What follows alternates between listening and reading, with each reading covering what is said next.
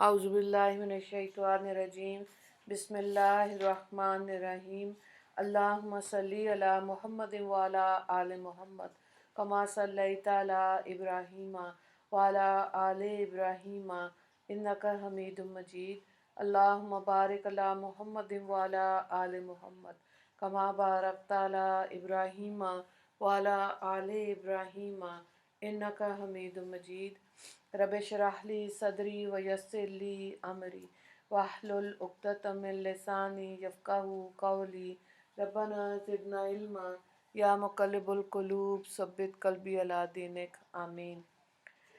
सूरह अल-क़सस हम कर रहे हैं और इसका रुकू नंबर 7 आज हम करेंगे। पारा नंबर 20 है और आयत नंबर 61 से देखें। अफ़मन वअदनाहु वअदन हसनन फ़हुव लाक़ीही कमन मतअनाहु मताअल हयातिद दुनिया सुम्मा हुवा यौमल क़ियामति मिनल मुहज़रीन। भला वो शख्स जिससे हमने एक पसंदीदा वादा कर रखा है, फिर वो शख्स इस वादे की चीज़ को पालने वाला है। क्या इस शख्स जैसा हो सकता है जिसको हमने दुनियावी ज़िंदगी के चंद रोज़ फ़ायदे के दे रखे, फिर वो क़यामत के रोज़ उन लोगों में से होगा जो गिरफ्तार करके लाए जाएंगे। व यौम युनादीहिम फ़यक़ूलु ऐना शुरकाइयल्लज़ीना कुन्तुम तज़अमून। और जिस दिन अल्लाह ताला इन काफिरों को तो पुकार कर कहेगा कि वो मेरे शरीक कहाँ हैं जिनको तुम हमारा शरीक समझ रहे थे। क़ालल्लज़ीना हक़्क़ अलैहिमुल क़ौलु रब्बना हाउलाइल्लज़ीना अग़वैनाहुम कमा ग़वैना तबर तब्बरना अलैका मा कानू इय्याना यअबुदून। जिस पर खुदा काफिर जिस पर अल्लाह काफिर होना साबित हो कर चुका, वो बोल उठेंगे कि ए हमारे परवरदिगार, बेशक ये वही लोग हैं जिनको हमने बहकाया। हमने इनको वैसा ही बिला जबर व किरा बहकाया जैसे हम खुद बहके थे, और हम आग की पेशी में इनसे दस्तबरदारी करते हैं। ये लोग हमको नहीं ना पूछते थे। वकीलत उ शुरकाअकुम फदऊहुम फलम यस्तजीबू लहुम वरअवुल अज़ाबा लौ अन्नहुम कानू यहतदून। और कहा जाएगा कि अब अपने शुरका को बुलाओ, चुनांचे वो उनको पुकारेंगे सो वो जवाब ही नहीं देंगे, और उस वक्त ये लोग अपनी आंखों से अजाब देख लेंगे। ए काश ये लोग दुनिया में राह रास्त पर होते तो ये मुसीबत ना देखते। इन आयात में बताया गया कि मोमिन और काफिर दोनों अंजाम के एतबार से किस तरह बराबर हो सकते हैं। एक शख्स जिसने अल्लाह की अताअत की और अल्लाह ताला ने इससे बड़े अच्छे इनाम का वादा किया जो इसे क़याम तक यानी कि दुनिया में और आखिरत में मिलेगा, और दूसरा वो शख्स जिसने सिर्फ दुनिया में माल जमा करने और अय्याशी में और दुनिया परस्ती में मज़े उड़ाए और कुफ्र पर मर गया। ये दोनों लोग आपस में बराबर नहीं हो सकते।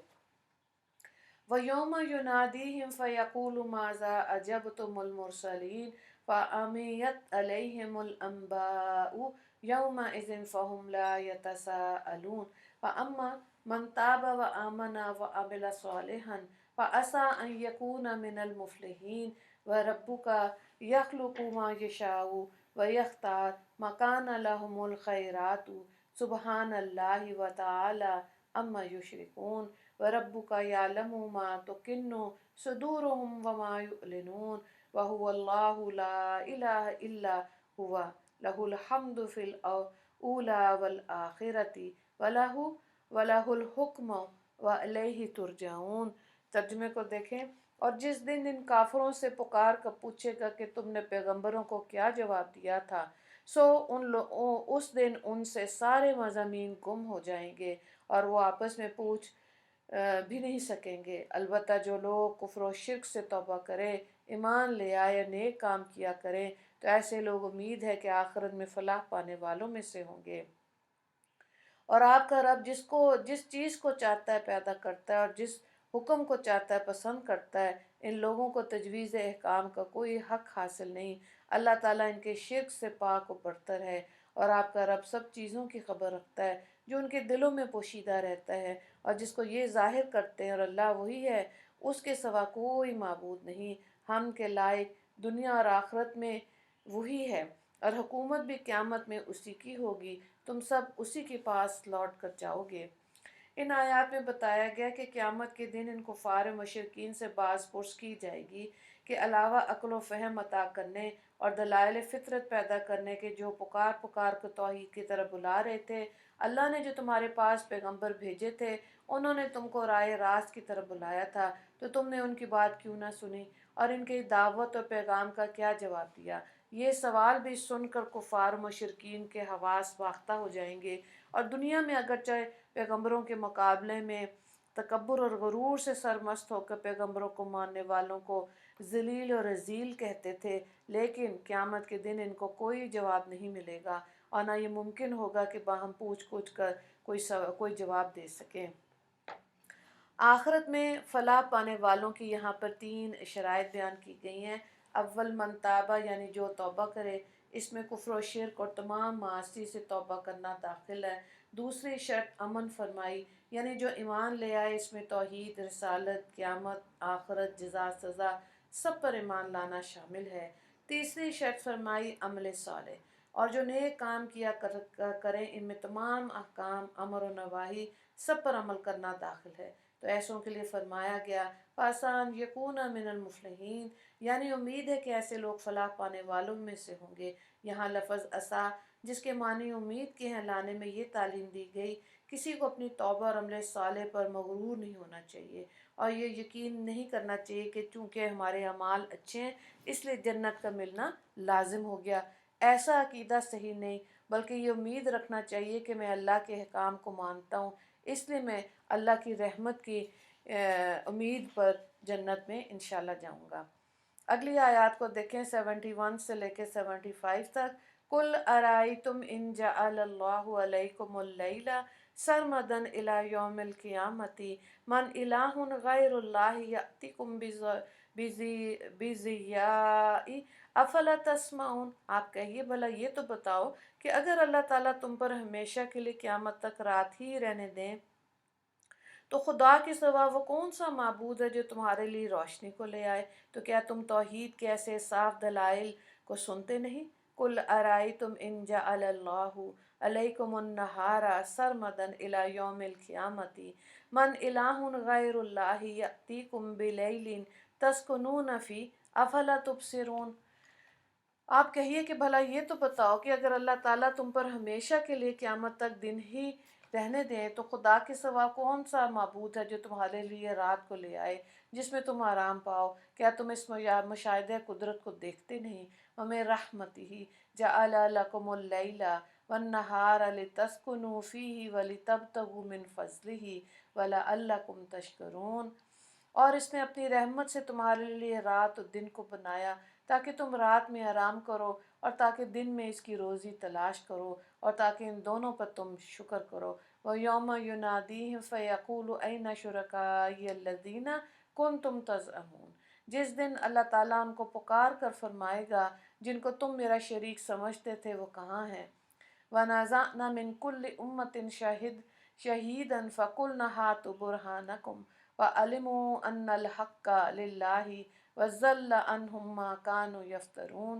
اور ہم ہر امت میں سے ایک ایک گواہ نکال کر لائیں گے، پھر ہم ان مشرکین سے کہیں گے کہ اپنی دلیل صحت شرک کے دعوے پر پیش کرو، سو اس وقت ان کو معلوم ہو جائے گا کہ سچی بات خدا ہی کی ہے، اور دنیا میں جو کچھ باتیں گھڑا کرتے تھے آج کسی کا پتہ نہیں رہے گا۔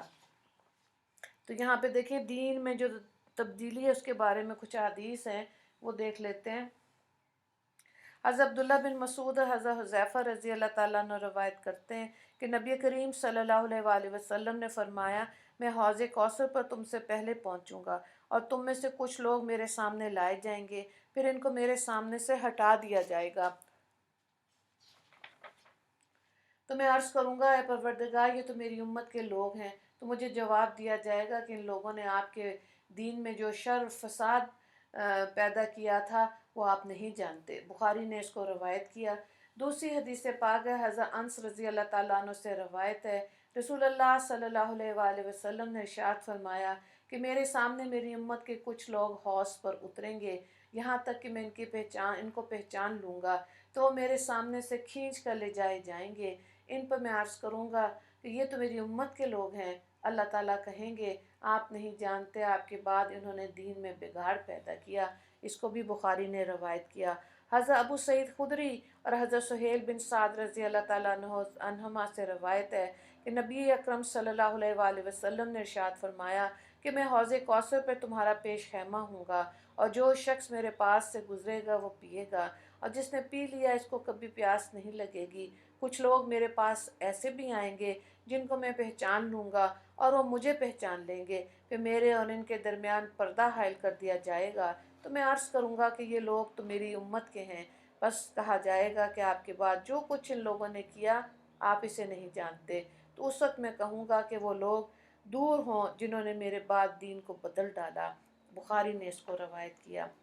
حضرت ابو ہریرہ رضی اللہ تعالیٰ عنہ بیان کرتے ہیں کہ نبی کریم صلی اللہ علیہ وآلہ وسلم نے ارشاد فرمایا کہ میری امت سے کچھ لوگ میرے سامنے قیامت کے دن حوض پر اتریں گے، پھر ان کو حوض سے دور ہٹا دیا جائے گا، تو میں عرض کروں گا یا رب یہ تو میری امت کے لوگ ہیں، تو جواب ملے گا آپ کو اس کا علم نہیں، تو جو ان لوگوں نے آپ کے بعد دین میں نئی بات پیدا کی وہ الٹے پاؤں دین سے پھر جائیں گے۔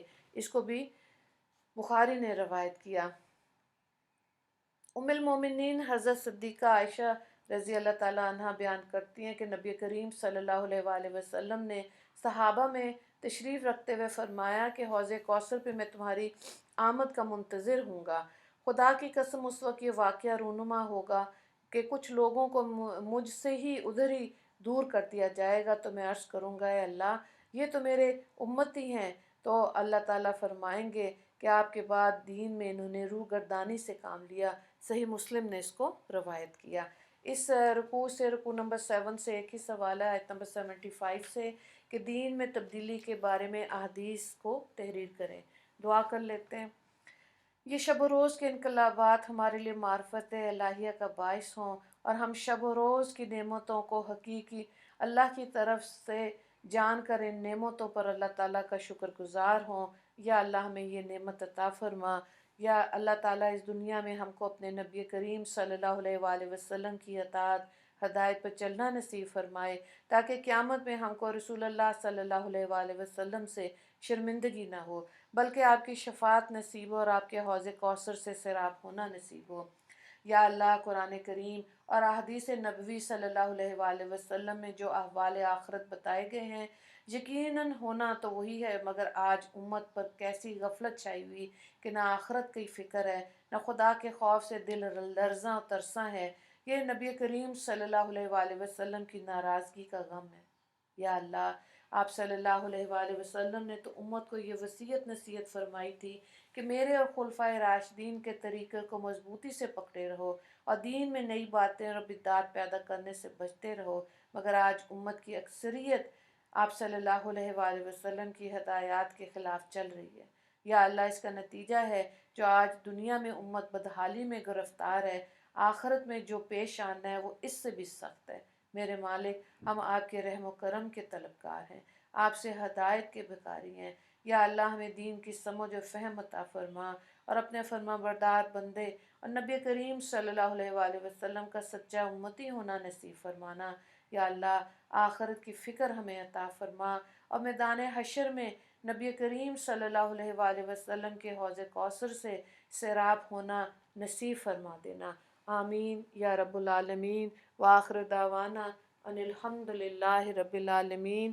اللہم اغفر للمسلمین والمسلمات والمؤمنین والمؤمنات۔ السلام علیکم ورحمۃ اللہ وبرکاتہ۔